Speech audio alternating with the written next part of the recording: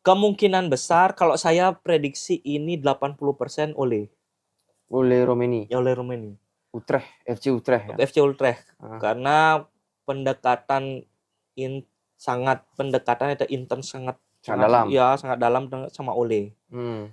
Pernyataan dari ibu itu ada benarnya. Ada benarnya. Ya, ada benarnya. Berarti memang benar kita gudang atlet. Ya, benarnya adalah itu. Oke. Gimana PON itu?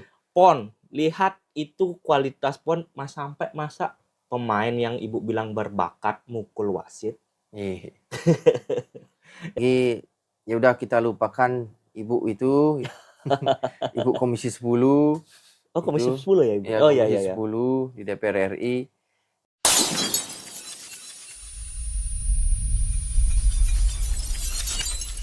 Yes. Kita kembali lagi di Markas Podcast. Kali ini kita akan membicarakan tentang naturalisasi yang lagi viral ini. Karena ada pro dan kontranya kemarin itu. Kembali lagi ditemani oleh Bung Adi. Selamat datang lagi Bung Adi. Ya, makasih udah diundang terus. Iya loh, komentator terbaik Markas sepanjang masa. Bung Adi, begini Bung Adi. Ya. Ini kan untuk yang terakhir ini kan ada, bukan terakhir ya, artinya yang saat ini gitu loh. Oh. Saat ini tuh ada Kevin Dick yang lagi dinaturalisasi. Lagi dinaturalisasi. Susah ngomongnya tuh, belibet. Ini kan lagi penyumpahan nih. Ya, penyumpahan dan ya tahu sendirilah di prosesnya ada yang ginilah ada yang pro dan kontra ya, lika-likunya agak panjang nih. Ini gimana nih Kevin Dick ini? Sebelum itu Kevin Dick kan sudah diinfokan oleh Pak Erick Thohir bahwa sudah siap untuk membela timnas Indonesia kan. Dari bulan kemarin sudah kita lihat sudah Pak Erick Thohir foto dengan Kevin Dick udah jabat tangan. Salaman itu artinya ya udah kalau udah salaman artinya udah fix kan, gitu kan. Fix di proses. Iya, fix di proses. Nah, awalnya rencana Kevin Dick ini disumpah di Denmark kan. Di Denmark ya. Indonesia tapi di Denmark tanggal 7 di Copenhagen. Ya, tanggal 7 November ini, tapi ada suatu masalah akhirnya ditunda jadinya tanggal 8. Ya, dalam proses naturalisasi pasti kan adanya pro dan kontra itu pasti ada. Ya kan? Sebelumnya juga dari Mes Hilger dan Eliano ada ya. Pro dan kontra. Zamannya yang dulu juga ada zamannya naturalisasi sebelum yang terkenal itu juga ada. Ya kan, pastilah ada pro dan kontra di dalam apapun itu sebuah lembaga itu pasti ada. Jadi, dan kalau menurut saya artinya kalau pro dan kontra sudah ada, artinya ada yang topik, artinya ada yang wah di tim Indonesia kita. Kalau dulu kemarin kan tidak se-booming ini. Artinya entah itu pro kontranya ini bersifat positif, entah itu bersifat negatif. Tergantung dari bagaimana sudut pandang kita menyimak. Dan Anda sendiri setuju nggak yang namanya naturalisasi ini sebenarnya? Kalau menurut saya demi kebaikan Indonesia, ya, karena kita lihat dari progres, kita lihat dari proses, ya kan. Selama baik, yuk why not? Kenapa tidak? Nah, kalau saya sih kalau melihat progres selama ini, proses naturalisasi kalau saya bilang dari zamannya STY dulu ya, adanya Elkan Bagot. Elkan Bagot. Jordi kan itu yang awal-awal kan. Elkan Bagot, terus ada Jordi Alba. Jordi Amat, terus adanya Hapner, terus adanya Rafael Strijk, Saipatin Nama, dan akhirnya terakhir ada Kevin Dick. Artinya dari progres kelihatan, ya kan, dari kelihatan itu. Progres apanya nih? Progres permainannya. Progres permainan, progresnya kita menaikkan ranking di FIFA, terus dalam ajang apapun kita melampaui batas dari yang dulu-dulu, ya kan, dari Piala Asia, dari kualifikasi Piala Dunia. Nah, yang sampai eh, kurang maksimalnya hanya di Piala Ciki aja, Piala AFF. Masih di semifinal kalau nggak salah. Ya cuman banyak nih netizen bilang nih, atau banyak orang lah yang bilang, Ya. kalau dibilang prestasi, apa dong prestasinya? Prestasi Itu bagi orang-orang yang ngomongnya seperti itu, biasanya kan dia patokan pada berpatokan piala. juara, bukan ya Ya, piala kan. ya juara gitu Patokannya kan. piala gitu. Ya. Nah, jadi ya dipertanyakan dan mana prestasinya, mana pialanya, ya kan? Artinya kalau orang yang tidak tahu, Iya. cuma tahu sedikit, cuma FOMO doang, ya kan?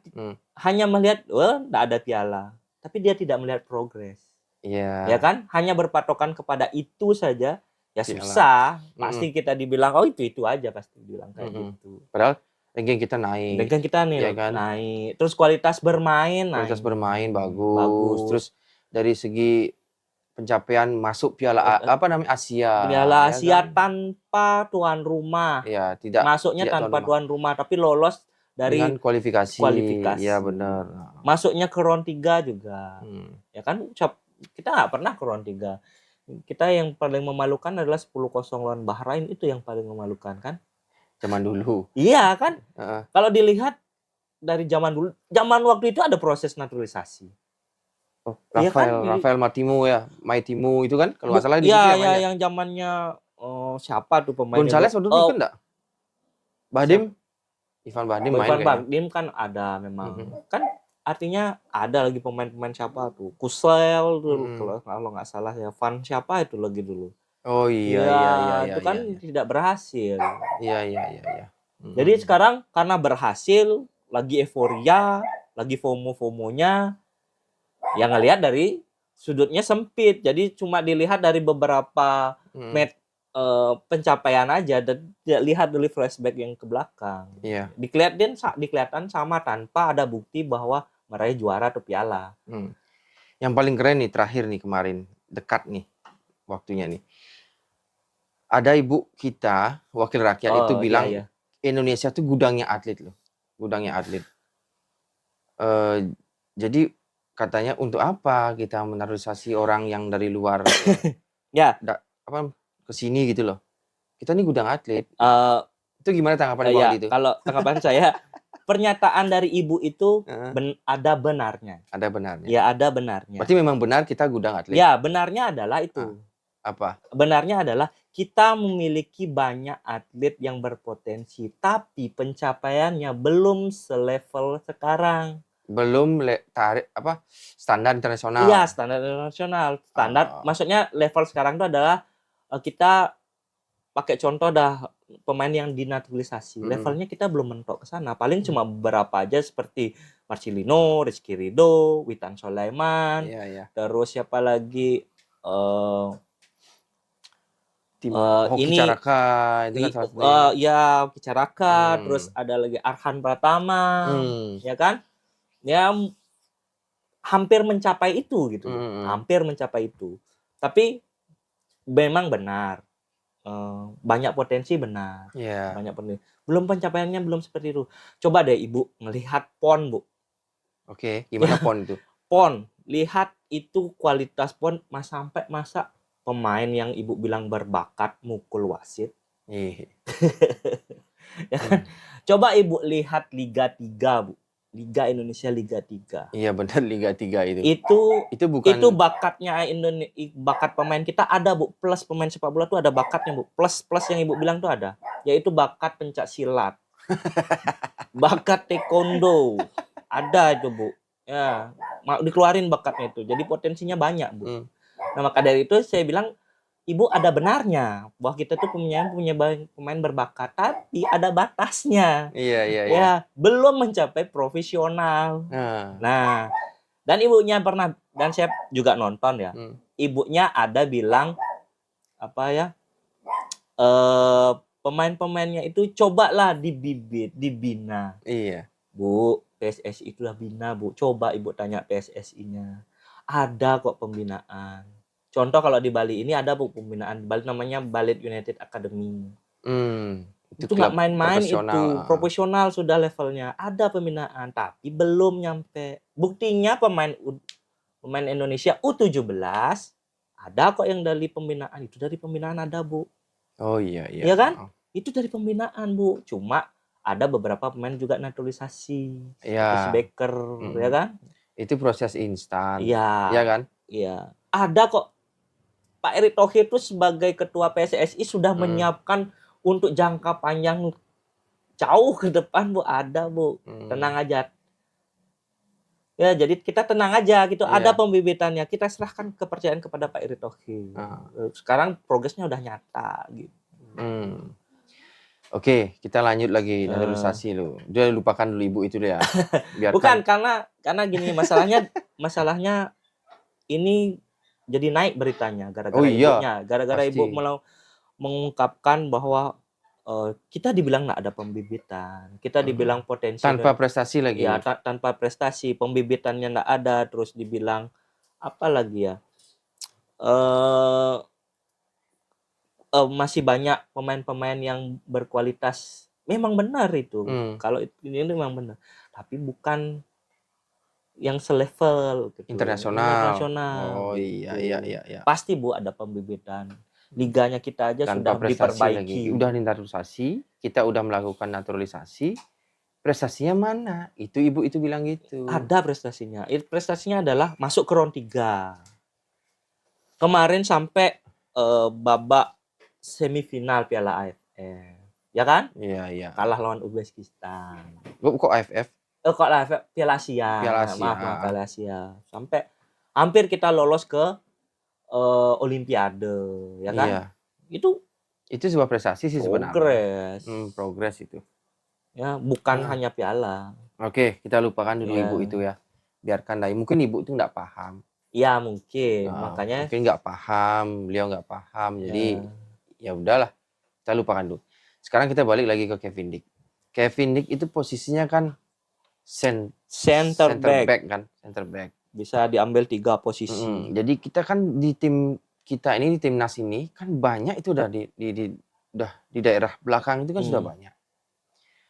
Jadi efektif nggak ngambil Kevin Dick itu, sedangkan tim ujung tombak kita ini masih seperti ya? Nah sebelum ke Bung Tangkas tadi bilang bahwa banyak loh pemain belakang. Nah kita lihat dari dulu pemain itu sendiri. Pemain seperti Kevin Dick mempunyai role bukan CB doang. Apa aja itu? Dia bisa jadi DM, dia bisa jadi wingback. Nah, artinya kita lihat pemain-pemain yang dinaturalisasi sekarang tidak memiliki satu posisi saja, tapi dia memiliki banyak role. Nah, ini menguntungkan kita bahwa di mana pemain yang ada cedera atau role yang kosong bisa memasukkan. Iya, penggantinya ada. Jadi karena dia posisinya banyak. Kayak Hafner dia bisa DM. Nathan Chow dia bisa wingback kiri, dia bisa di tengah. Bahkan dia pernah dijadikan sebagai center back. Center back, iya kan? Itu. Terus kalau depan ini gimana? Nah, kalau depan mungkin kesusah. Apa PSSI belum dapat atau memang belum jadi prioritas? Kalau belum menjadi prioritas, kalau menurut saya enggak ya. Karena kita dicari kan belum dapat. Karena kita lihat bagaimana kualitas kita menyerang selama Pak STY melatih. Jadi kurang peluang untuk menyerang itu enggak ada. Hampir minim lah. Jadi kita sebenarnya membutuhkan striker. Benar. Ya, benar membutuhkan striker. Kita mengharapkan Orat Mangun, terus kita mengharapkan Rafael Strike. Itu belum seperti yang kita mau sebenarnya. Diharapkan. Ya, seperti yang diharapkan. Nah, untuk pembinaan jauh ya memang ada, yaitu Rafael Strike kan. Bagus banget itu. Apalagi ada John Revan sekarang. Iya. John Revan kan masih di bawah sekali. Berapa dia? 17 ya? John Revan masih dia masuk U20, masih 19. U20 ya. Masih 19-20. Oke. Jadi kalau dibilang kita tidak membutuhkan striker, butuh, tapi belum ada yang mau. Belum ada yang mau ya. Ya. Nah, ini Bung Adi kan pengamat nih. Ya. Pengamat. Terus isu-isunya nih Apa nih? Kalau saya dengar, Isu-isunya siapa lagi yang kalau akan saya dengar datang ini atau dinaturalisasi? kemungkinan besar, kalau saya prediksi ini 80% oleh Oleh Romeni, Romeni, Utrecht, FC Utrecht ya. FC Utrecht. Ah. Karena pendekatan pendekatan itu intens sangat dalam. Ya, sangat dalam sama Ole. Hmm. Jadi karena saya pernah dengar ada salah satu dari CEO PSSI mengatakan bahwa setelah Kevin Dick akan ada striker yang datang. Siapa yang ngomong gitu? Ada salah satu, saya lupa namanya. Ada Orang pokoknya. PSSI. Ya, orang PSSI. Oh, ya mudah-mudahan bener lah. Akan ada yang akan dinaturalisasi setelah Kevin Dick. Kevin Dick itu Yaitu penyerang. seorang striker. Dan dia bilang memang seorang striker. Nah, saya kemungkinan antara Mauro ya namanya. Mauro Zylstra. Zylstra atau Ole. Kalau Mauro Zylstra ini adalah pemain yang muda. Masih muda banget. Sekelas Revan lah dia. Oh. Ya, sekelas Revan. Dan kita mendesak untuk ajang kompetisi Piala Dunia. Nah, kemungkinan adalah Ole kalau saya. Karena kita desaannya adalah Piala Dunia kan. Karena kita kekurangan striker banget di Piala Dunia. Ole kan sudah main di level atas di Liga Belanda kan di FC Utrecht itu, dan dia lagi gacor juga sekarang. Lagi bagus-bagusnya di musim ini. Ya mudah-mudahan lah Ole mau. Memang harapan kita pasti makanya besar di Ole soalnya. Saya belum berani bilang bahwa Ole itu sudah pasti, karena ada beberapa media yang bilang sudah pasti Ole datang. Kalau saya belum berani bilang. Kenapa saya belum berani bilang? Karena belum ada foto Pak Erick Thohir jabat tangan dengan Ole. Kalau sudah ada udah pasti itu. Iya benar. Ya, mudah-mudahan ya kita tunggu aja. Iya, tapi kan kita berdoa lah. Ya. Mudah-mudahan Ole bisa datang. Memang terakhir tuh kondisinya lagi memantapkan dirinya. Lagi berdiskusi dengan keluarganya kan itu terakhir. Ya. Mudah-mudahan diskusinya dengan keluarga mau dan berhasil. Ya, dan Pak Erick berhasil melobi gitu. Iya, itu. Oh ya, balik lagi tentang naturalisasi ya. Ada yang bilang naturalisasi itu ditransfer gitu. Bukan ditransfer. Ada biaya transfer gitu, enggak ada biaya transfer. Maksudnya minta uang. Oh, enggak ada minta bayaran gitu. Itu lucu-lucu sekali. Benar itu. Saya rasa memang enggak sih, siapa ini? Enggak ada biaya transfer itu. Ini negara bukan klub. Kalau klub oke lah, memang harus kalau kan. ada nilai transfer ini enggak ada nilai transfer. Jadi memang hati nuraninya pengen gabung di timnas nasional Indonesia. Ya udah, mudah-mudahan Ole Romeni bisa gabung dengan kita. Jadi kita punya nomor 9 ya kan? Ya, nomor 9. Punya tukang gedor kita jadinya kan. Punya striker pembunuh. Yang benar-benar murni striker ya kan. Karena lihat dari poster tubuh. Iya, masuk banget seorang striker. Skillnya tinggi juga badan, skillnya juga oke dia. Juga oke. Jadi dia memang diharapkan datang untuk membela timnas, memang benar-benar yakin untuk membunuh lawan-lawan timnas. Ya. Karena kalau misalnya Ole datang dan dia perform seperti dia di liganya, di klubnya, wah kalau kita punya itu lawan siapapun mudah berani lah. Oke, itu harapan-harapan dan cita-cita kita, mudah-mudahan terwujud. Apalagi ya udah kita lupakan ibu itu, ibu Komisi 10. Komisi 10 ya, Ibu. Komisi 10 di DPR RI. Itu ya udah lupakan lah, anggap itu intermezzo ya kan, ada semacam apalah pokoknya kritikan lah, anggap bisa kritikan membangun itu. Yang pasti PSSI dan Menpora juga akan terus dan tetap lanjut dan disupport penuh oleh presiden kita. Ya, Prabowo. Karena Pak Prabowo sebagai presiden kita saat ini yang terpilih tidak ada membahas stop naturalisasi. Ya, malah bercita-cita masuk Piala Dunia. Bagaimanapun caranya. Ya, kalau ibunya itu bilang, "Kapan sih stop naturalisasi?" Kalau PSSI sudah nyetop naturalisasi, kita stop naturalisasi. Benar. Oke, sekian dulu dari pembahasan naturalisasi kita ini. Ya, ditunggu juga nanti timnas juga akan bertanding melawan Jepang, Arab. Nah, itu kita perlu poin. Kemungkinan Kevin Dick datang di Arab. Kita doakan saja. Mudah-mudahan. Iya. Di Jepang gimana? Jepang kayaknya kemungkinan belum ya. Belum ya? Belum, Sulit berarti kemungkinan di Jepang. ya kemungkinan belum atau sulit. Karena proses setelah sumpah itu kan ada lagi perpindahan antar negara gitu. Sumpahnya itu kan rencananya tanggal Tanggal 8. awalnya tanggal 7. Tanggal 7. Katanya diundur terus Diundur ya. tanggal 8. Diundur tanggal 8. Diundur tanggal 8 gitu lah. Ya Dan sudahlah. pasti bisa bermain lah lawan Arab. Lawan Arab itu Kalau saya pasti bisa main. bisa ya? Ya Oke. karena sangat udah banyak yang mendesak bahwa Kevin De harus bisa main. Lawan Arab. Ya. Paling maksimal lah lawan Arab ya. Ya, minimal lah lawan Arab. Oh, minimal lawan Arab. Maksimalnya ya udah bisa lawan Jepang. Oke. Tapi dari tanggal 8 ke tanggal 15 cuma jeda 1 minggu itu kayaknya kemungkinannya kecil ya. Iya, bisa iya sih. terlaksana. Oke, sekian ya.